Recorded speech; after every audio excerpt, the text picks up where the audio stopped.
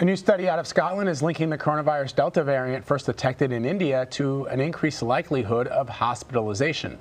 Researchers found the risk of admission nearly doubled for those infected with the strain. It is considered more contagious than other variants and now the dominant strain here in the U.S. Doctors say the number of new cases are rising, particularly where vaccination rates are low. Dr. Dyan Hes is the founder of Gramercy Pediatrics in New York City, and she joins us now to discuss. Dr. Hess, the study also noted that the Pfizer and AstraZeneca vaccines are not as effective against this strain as they are against others. What makes this variant different? And to reassure those of us who have received, for example, the Pfizer vaccine, when we say not as effective, we still mean pretty effective. Right. It's almost 80% effective, the Pfizer vaccine, against it. And you have to remember that the vaccine is not designed to never catch COVID. It's designed to prevent hospitalizations. And in the U.S. right now, what they're saying overall across every state is the one common thing that every patient has who is getting hospitalized is that they are not vaccinated. This is in the U.S. So I wonder if this study from Scotland, if the patients had both vaccines and it was 2 weeks out already, because I do know that the rollout in Europe was much slower than the one in the U.S. But still, once again, get the vaccine. It's not meant to prevent infection 100%, but it's meant to prevent death from COVID. But are health officials concerned, and that the Delta variant could lead to an outbreak amongst those who are unvaccinated? Yes, they are adults, but most of the people that are unvaccinated now are going to be young kids.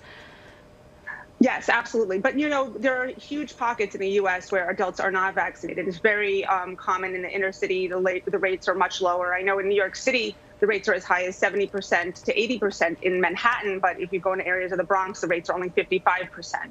So we need to do better public health education, get more people vaccinated, get them to the sites, encourage discussion amongst their doctors and their healthcare partners and their community leaders to get them vaccinated. Because, yes, there'll be another wave of the unvaccinated, sadly.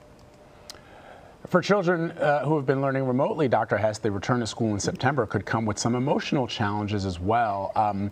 So what do families, or what can families do to minimize anxiety for their children once they are back in school for the first time in quite some time? So there's really easy things. Letting your child stay with a caretaker, a grandparent, maybe a babysitter, trying to separate gently. We have like 2 or 3 months now until school restarts. Talking about it, like, how exciting is it to go back to school? I'm so proud of you. You're going to see your friends. Not talking about the pandemic in front of them, because that just perpetuates the fear in these children. And also getting them on a schedule, maybe that enrolling them in some kind of camp program or community program over the summer where they'll have some gentle separation. Some kids are really traumatized and cling to their parents, even when they come to my office, because they haven't seen other people for so long. But we have to do this gently, and we have to realize that it is a fear. But we also, and I keep on saying this, we can't talk about the virus in front of kids and say oh, I know somebody who was intubated, or leave the news on in the background. No offense, because they hear it and they pick up on things. So we have to make it a really safe, positive experience to go back to school. So now in many parts of the country, community pools and swim parks are opening up for the summer. What are the risks of the virus spreading in crowded but chlorinated pools where people obviously are not wearing face coverings and may not be social distancing? There really is no risk. We have no evidence that coronavirus spreads in water. There are other viruses that definitely spread around water, but not coronavirus. And if you remember, during the peak of the pandemic, some camps were open last summer, and the kids were unmasked and in the pool, and there was really no spread of COVID. So that's not my fear. I actually think it's a safe activity. It's good to get them moving, to swim. They're unmasked, and they can exercise finally. Dr. Hess, a Texas judge recently dismissed a staff lawsuit attempting to fight a hospital system's vaccine mandate. Do you believe healthcare workers should be required to get vaccinated? Absolutely. I mean, our job is to protect people. And, in most states and most places in the U.S., you're an at-will employee. And if your employer mandates a flu vaccine, that's the rule.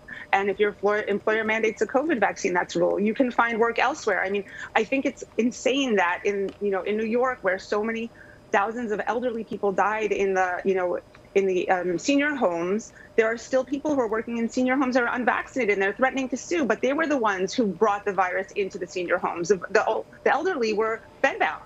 So we have to protect our patients. That's our job. And if you don't believe in science, then you shouldn't be working in a hospital.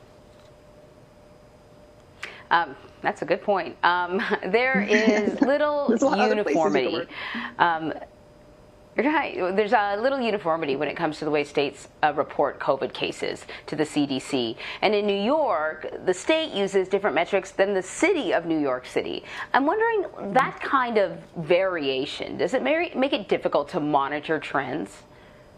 Absolutely. And I think that's why we've underestimated how many children have had the COVID virus, because many kids were just tested with a rapid test. And there's such a delay and lag in reporting. And some places, I have to tell you, we have to fill out a hand paper, even though we have electronic medical records, for every single COVID test we do.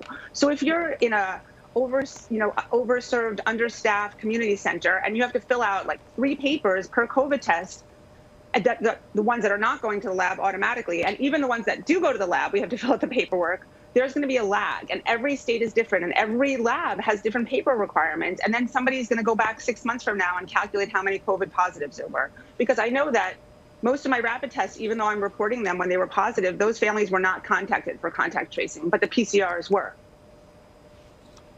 All right, that's really fascinating. Dr. Diane Hess, thank you so much.